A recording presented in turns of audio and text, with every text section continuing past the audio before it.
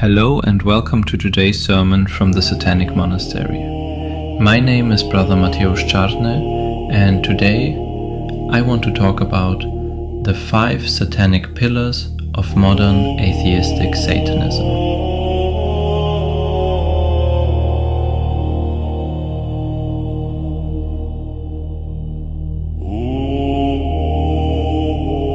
What do you hear when you hear the word Satanist?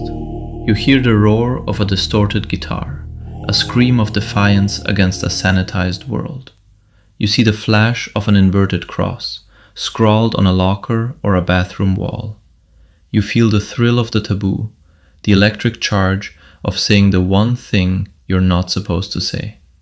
It's the adolescent sneer made into a philosophy. It is a shout into the void, a roar of no against a world that demands a constant, weary yes. And for a moment, it feels powerful. It feels like freedom. We are often seen and often present ourselves as the religion of no. No gods, no masters, no sacred cows, no flock, no herd. And make no mistake, this is a beautiful, necessary demolition. It is the tearing down of the prison walls that were built around our minds. But you cannot live in the rubble. A philosophy built only on what it knocks down is a house with no foundation. It's a stage set in a dust bowl, destined to collapse with the first strong wind of genuine adversity. It is a hollow echo, a rebellion that still belongs to the thing it rebels against, because its every action is defined by opposition. So let me ask you again, what if I told you that the most truly rebellious act you can commit in this world isn't the demolition? What if the deepest, most profound, and most satanic act of revolt is the quiet, determined, and daily work of drawing up the blueprints, of laying the foundation, of building a self not in opposition to their world, but so strong and complete that their world becomes irrelevant? Look around, not just in this room, but out there, in the digital commons we all inhabit. You can see this hollowness everywhere.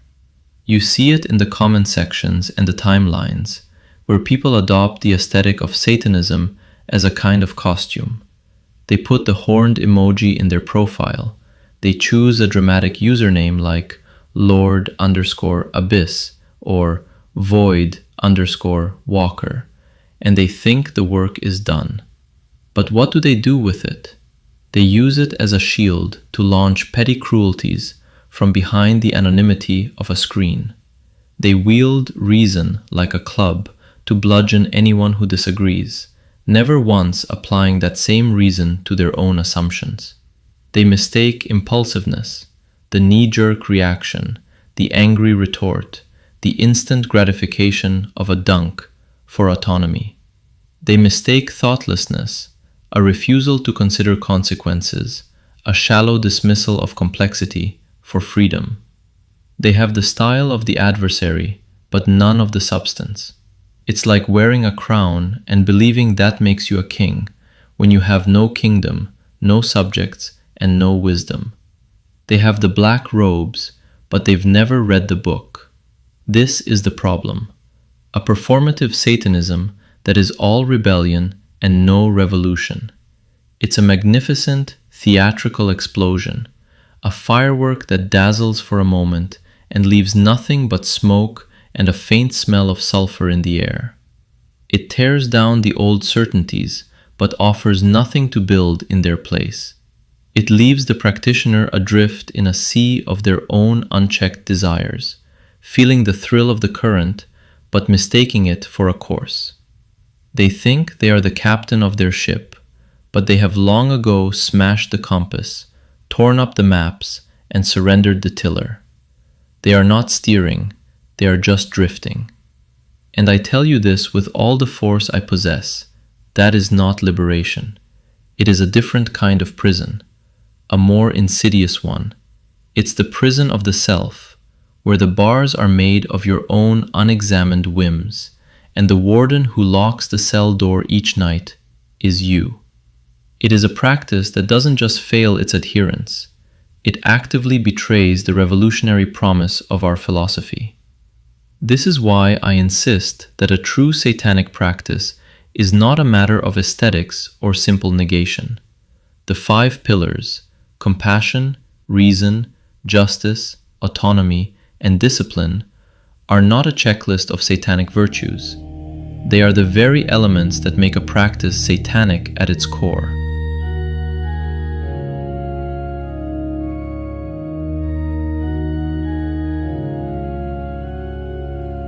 For generations, we have been handed 2 scripts, and both of them are poison.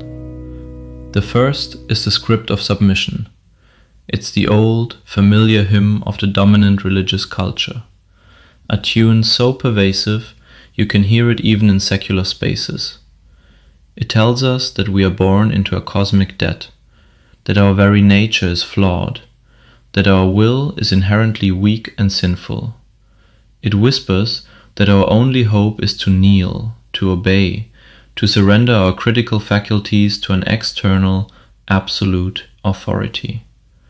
It promises salvation, but the price is yourself. It demands faith over reason, conformity over self-creation, and it teaches that the highest virtue is not to build, but to endure. It is a gilded cage, and the key has been thrown away. And so, in reaction, many of us were handed a second script. This one is written in the ink of rebellion. It says that to be satanic is simply to do the opposite of whatever the first script commands. If they value order, we must champion chaos. If they preach self-denial, we must preach pure self-indulgence. If they worship a god in the sky, we must worship the self, with no questions asked. This script feels like freedom at first. It's the thrill of breaking the chains. But look closer. The second script is a cage of its own, defined entirely by its opposition. It is a shadow that vanishes when the light is gone. Its entire identity is a negative space. It is not Christian, not pious, not submissive. It is a pendulum swinging wildly from one extreme to the other, but it is still attached to the same pivot point. This script is post-Christian in its timing, but not in its spirit. It is still tethered, still obsessed, still in a constant, screaming argument with the very thing it claims to have transcended. It is a dog that has slipped its leash only to spend its life chasing its own tail. But we are not children forever screaming "no" in the supermarket aisle. We are not defined by our reaction to our parents, cosmic or otherwise. The reality, the truth we must grasp with both hands, is that a meaningful satanic life is not about the glorious, endless work of deconstruction. It is about the far more difficult, far more noble work of reconstruction. And this is where we must draw a crucial distinction. We must differentiate our elemental pillars from a set of moral guidelines. Our comrades at the Satanic Temple have done powerful, necessary work in codifying a moral framework for the modern world. Their 7 tenets are a commendable and effective guide for ethical behavior. Take, for instance, the first tenet. One should strive to act with compassion and empathy towards all creatures in accordance with reason. This is a beautiful application of our principles. It tells you what to do. It provides a clear instruction for navigating the world. But our pillars? Our pillars tell you what you are made of. The tenet is the building. The pillars are the steel, the concrete, and the bedrock it stands upon. You can follow the tenet, You can admire the building without understanding the foundational forces that make it stand tall against the storm. Compassion without reason is naive sentimentality that can cause more harm than good. Reason without compassion is cold, bloodless calculation that builds a perfect world for no one to live in. The tenet is the what. The pillars are the why. Let's define them. Let us lay them bare. Compassion is our motivational force. It is the revolutionary empathy that understands all beings struggle, and that we have a duty, as fellow travelers, to alleviate suffering where we can. Reason is our primary tool. It is the discipline of critical thought, the unflinching eye that separates truth from comforting falsehood, and charts the most effective, evidence-based path forward. Justice is our application in the world. It is the active, unapologetic pursuit of a society where autonomy is possible, not just for the privileged few, but for all people. Autonomy is our core identity. It is the non-negotiable, sovereign right of the individual to their own mind, their own body, and their own will. And discipline? Discipline is the crucible that forges and unites them all. It is the will to do what is necessary, not just what is easy. It is the forge where raw potential is hammered into a realized self. It is the engine that turns all these profound ideas into tangible action.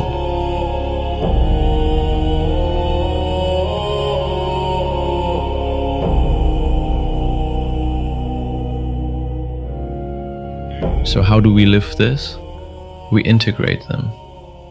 We see them not as 5 separate concepts to be admired from afar, but as an interdependent system, an engine of the self that must be engaged and run every single day. These pillars are not 5 separate altars you visit one by one. They are the 5 elemental forces at work within the crucible of your will, and a truly satanic act is one in which all 5 are brought to bear. Imagine you see a person begging on the street. Your compassion is the first spark, the pang of shared humanity, the gut-level recognition of a fellow being in suffering. But then reason ignites. It is the cold, clear flame that asks, what is the most effective help? Is cash a good idea here?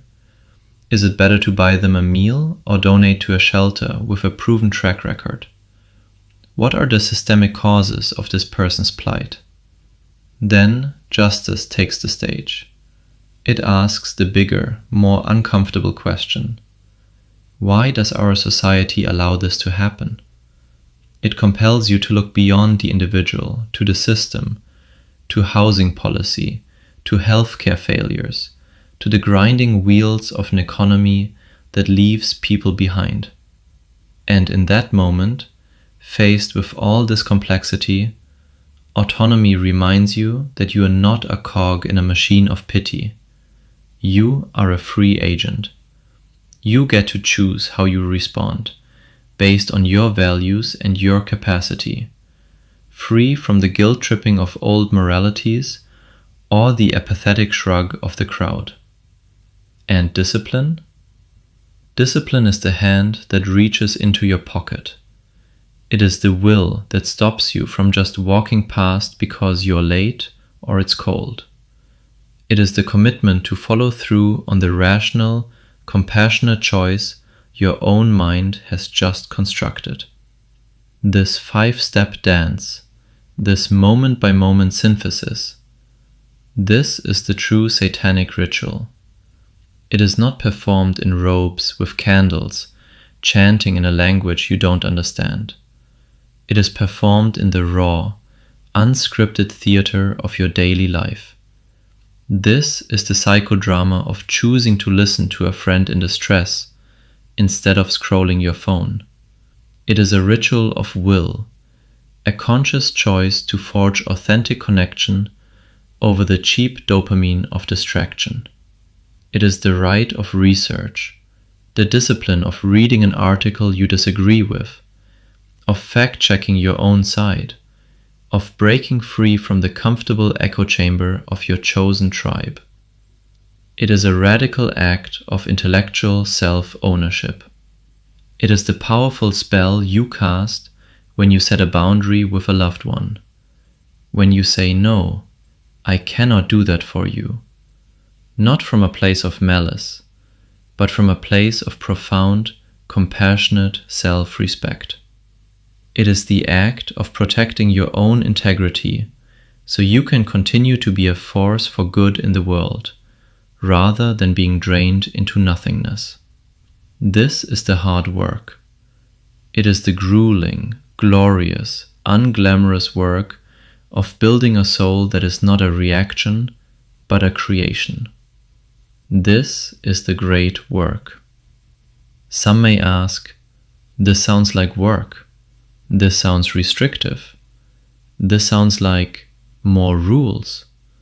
I thought Satanism was about total liberty. I say to you, and I want you to hear this clearly, liberty without discipline is not liberty. It is license. It is the freedom of a ship with no rudder, tossed about by every storm and current, destined to smash upon the rocks. The person who is ruled by their every whim, their every anger, their every passing desire, is not a free individual. They are a slave to their own biology, a puppet whose strings are pulled by neurotransmitters and evolutionary instincts they refuse to understand. Or perhaps you may ask, can someone live by these principles without calling themselves a Satanist? Of course they can. Anyone who practices compassion, reason, justice, autonomy, and discipline contributes to a better world. But that is not enough for us. We are not content to simply be good by accident or by default. We choose this. We consciously, defiantly, and with full awareness wear the name of the adversary.